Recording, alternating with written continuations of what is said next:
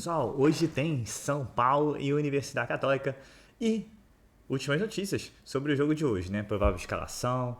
Além disso, mercado da bola. Tem Maílson, Adrielson, Antony, tem Kaká e tem muito mais nome. Então, perde não, vamos pro vídeo. Eu sou Marcelo Mazorro do canal Mazorro SPSC. Se você puder dar uma força, se inscreve no canal, tá ok? Então vamos pra gente.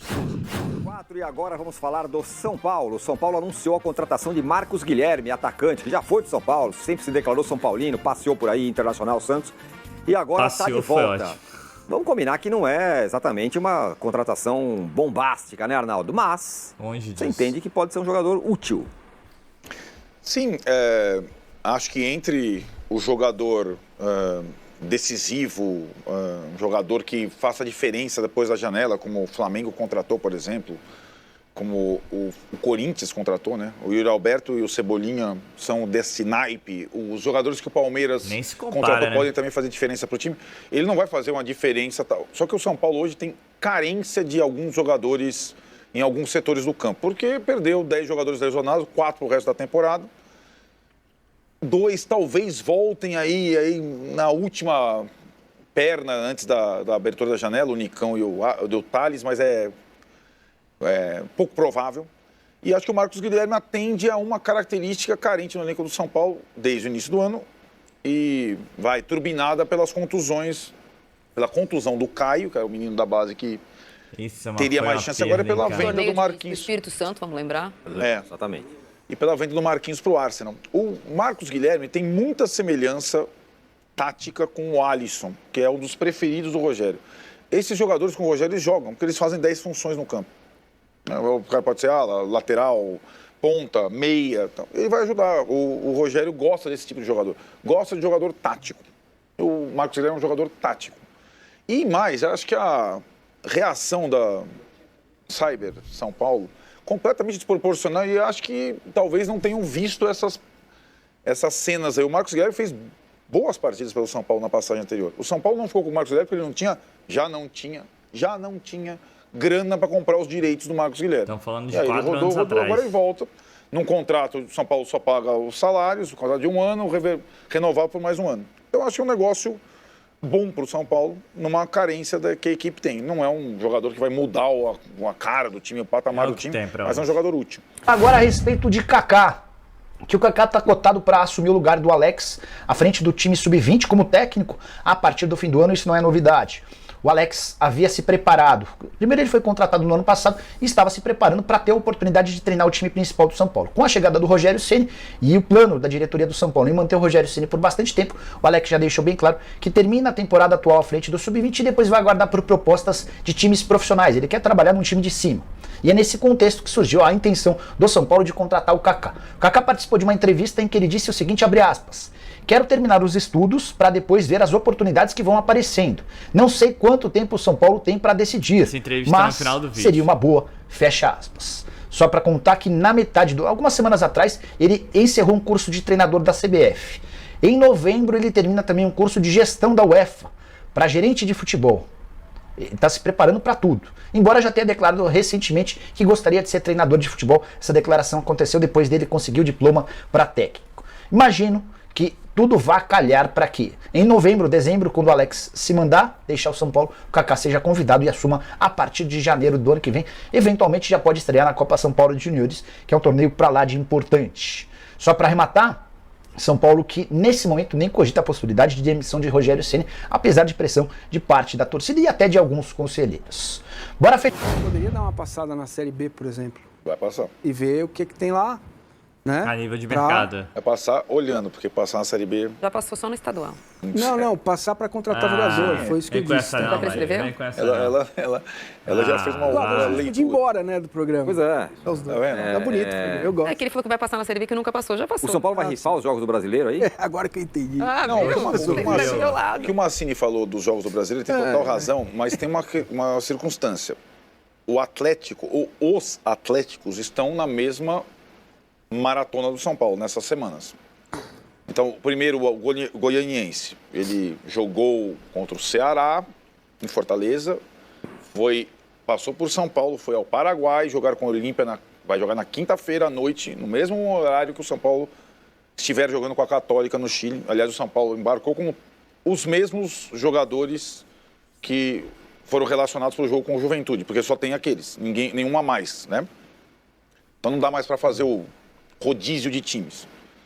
Vai ser rodízio de 5, 6 jogadores de um jogo para o outro. Então o Atlético Goianiense volta, passa por São Paulo e vai para Goiânia. É mais ou menos o que o São Paulo vai fazer. O Atlético é Paraguai, São Paulo, Goiânia. O São Paulo é Chile, São Paulo, Goiânia. Em relação ao Atlético Mineiro, como o Atlético Mineiro também não matou a sua eliminatória com o Emelec, o Atlético Mineiro vai a Caxias, joga com o Emelec e depois recebe o São Paulo. E depois tem o Flamengo. Então os Atléticos também estão no Brasileiro nessa circunstância. É mais ou menos uma questão de Atlético Paranaense e Palmeiras, só que os dois estão lá, já tem a gordura. Um lá em cima e o Atlético Paranaense no lugar.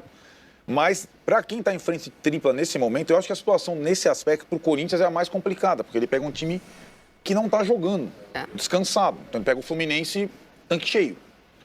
O São Paulo, Palmeiras, Atlético Goianiense, os caras vão se comendo, inclusive com os jogos no Brasileiro ao mesmo tempo. Complicado essa sequência do São Flamengo, Paulo, o Santos também. O Santos está na Venezuela. O Flamengo está lá na Colômbia e o Santos está na Venezuela. Então, eles voltam para o final de semana. É muito difícil para quem está na frente tripla. Claro que o Inter, o Fluminense, eles não queriam estar eliminados nesse momento das competições. Mas vai fazer diferença para eles nas rodadas de Copa do Brasil. Quem tiver só isso até o dia 18 de julho faz bastante diferença. A verdade é que... Falar agora a respeito de todas... Muito bem, Osmar Garrafa. Diga, Celcito. O São Paulo ele fez a primeira fase da Copa Sul-Americana praticamente inteira com o time reserva. Agora ele já vai com força, com força máxima, podemos dizer assim, né? A presença do Caleri, eu acho ela fundamental. Hoje é o principal artilheiro do time, artilheiro do Campeonato Brasileiro. Aliás, a Universidade Católica traz boas lembranças. Você estava naquele time, não estava, Milena, da final? Sim. Nos 5-1 no Morumbi. São Paulo ganhou uma Libertadores América, a segunda, seguida, justamente na Universidade Católica. E o Miller estava em campo. É, Miller? Olha, Pichelli, é o único campeonato que o São Paulo tem condições plenas de vencer, porque tem mais time que os seus concorrentes, né? Então, se concentrar na Sul-Americana para o São Paulo, tem grande chance de conquistar o título. Tem sempre que o time, eu não acho, assim, se você compara São Paulo com o Flamengo, com o Palmeiras, com o Atlético... Ele é o último melhor? Ele não está no mesmo nível. Agora, se você pegar os times que estão participando da Sul-Americana, o São Paulo é um dos mais fortes. Está sobrando. Está sobrando. Então, dá para você falar em título, sim. E o Atlético Paranaense, a gente viu o Petralha aí, porque ganhou 2 Copas Sul-Americanas, não foram seguidas, mas venceu, quer dizer, é título. São Paulo tinha conquistado uma em 2012. Tudo bem que foi metade de um jogo, mas ganhou, é título. Você tem que reverenciar, você tem que tentar alguma coisa, até para dar uma acalmada no torcedor que quer ver o time campeão. Não dá para ganhar um brasileiro? Ok, entenda isso. Mas se puder ganhar uma Copa Sul-Americana, daí beliscar uma vaga na Libertadores da América, agora. Por que você vai abrir mão disso? Verdade. Agora que você perguntou pra mim, Universidade Católica e São Paulo. São Paulo é o time menos confiável do Brasil, né? Vai lá, é capaz de ganhar do poderosíssimo Palmeiras e empatar com o Juventude no Morumbi. Um desastre. E vai encarar a Universidade Católica reforçada, né? Trouxe o Isla, o time tá um pouco mais reforçado, nem faz um campeonato chileno muito bom, mas é um time com alguma tradição, com alguma camisa. E enfrenta o São Paulo pela Copa Sul-Americana no Chile. Vou dar as cotações do nosso parceiro sportsbet.io e em seguida dou meu palpite. Católica, vitória da Católica, 3,32. Empate, 3,17. Vitória do São Paulo, 2,08. Olha, São Paulo esfacelado, sem time para colocar em campo, todo mundo cansado, a beça. Não vai dar, mas vai ficar vivo, vamos dizer assim. São Paulo vai perder por 1-0. Então, vitória da Universidade Católica por 1-0. Tá pagando 3,32. Arnaldo, quero saber o seu palpite sobre esse jogo. Universidade Católica e São Paulo pela Sul-Americana. Palpita daí. Bom, Tironi, pra mim, também tem cheiro de empate no Chile. Os times chilenos ficaram um bom tempo sem jogar. O Católica com um técnico novo, Roland, que foi técnico do Santos. 1-1 em Santiago. São Paulo tem que dar atenção à Sul-Americana, hein? É algo que você aspira na vida? Eu tinha dito durante o vídeo aí. A afirmação do Kaká sobre ser treinador. Você pensa nisso? É um projeto seu? Bom, eu penso muito, claro, eu faço planejamento assim, para a minha vida curto, médio e longo prazo, mas pensando muito nesse ano, que é terminar um curso de gestão esportiva que eu estou fazendo da UEFA, termino em novembro, e aproveitar um pouco esse ano de Copa do Mundo, muitos eventos esportivos acontecendo, aproveitar um pouco dessa forma também, e aí para depois decidir o ano que vem, em base às oportunidades que vão aparecendo, se é o momento ou não de voltar para o meio do futebol. Então, muito focado em terminar os estudos esse ano e aproveitar a Copa. Agora, recentemente, né, o mês passado, o Alex deu um pronunciamento, né, anunciou que no final do ano ele sai do Sub-20 e muitos torcedores nas redes sociais já falaram, tem que trazer o Kaká, tem que trazer o Kaká. Você chegou a ver essas manifestações e seria seu desejo, assim, se talvez o São Paulo fizesse um convite, você aceitaria? Olha, cheguei, vi, teve até uma declaração do diretor do esportivo, né, do São Paulo, Ricardo Belmonte, acabou fazendo essa declaração de que o São Paulo quer também começar essa preparação de treinadores. Mas como eu falei, estou muito focado nesse ano ainda, quero terminar os estudos para depois ver as oportunidades que vão aparecendo. Eu não sei quanto tempo o São Paulo vai ter para decidir, né, se ele já tem o nome para trazer para o lugar do Alex, mas eu tenho esses meus prazos. E, sim, é muito legal porque minhas conversas com ele sempre foram muito claras e muito sinceras dos meus tempos e etapas, né? Então, terminar em novembro esse curso. Vamos começar falando aí do Marcos Guilherme, né? Jogador esforçado, já jogou no São Paulo, torcedor do São Paulo. Assim, na época que ele jogou não achei um mau jogador, não. Ele estava ali naquela fase que o São Paulo quase caiu, foi pós-Rogério Ceni. E foi bem, não foi mal não. Na época o São Paulo não teve dinheiro para adquirir o jogador acabou tomando outro caminho. Vai agregar o jogador de velocidade que o São Paulo não tem, mas não é um Claudinho, né? Aí é o que eu falei, a gente sonha com o Claudinho e acordar com o Marcos Guilherme, mas é a realidade financeira do São Paulo. E falando em Marcos Guilherme, esse nome já está confirmado, já está treinando. Outro nome que vai fazer exames médicos essa semana ainda é de Léo Senna, volante aí, meio campista, estava na Itália, está com problema aí do coração, então vai fazer exames aí específicos. Se for aprovado, fica um ano pelo São Paulo aí. Ele que também quer jogar muito pelo São Paulo Futebol Clube. Para ser sincero, não lembro do jogador, mas é outra oportunidade de mercado. O São Paulo vai ver de oportunidade de mercado. Acho muito difícil abrir os cofres. E falando em abrir os cofres, falando de cofre, a venda de Antony, né? O Jorge Nicolau falou, se entrar essa grana vai ajudar muito, mas não vou criar expectativas sobre nenhuma contratação bombástica, não. Acho que o São Paulo vai contratar esse jogador aí que o Arnaldo falou, jogador tático, né? Falando em jogador tático, São Paulo está de jogo em Maílson, o Rogério já aprovou o nome, mas o sonho é o goleiro Neto do Barcelona. Quer dizer, é a história do Claudinho e do Marcos Guilherme, né? Sonho e realidade. Então vamos aguardar aí, mas o Jandrei deverá ter uma sombra no São Paulo Futebol Clube. Lembrando que o Thiago Couto, que é o reserva, ainda não renovou com o São Paulo, outra preocupação, né? Então é o São Paulo bastante agitado.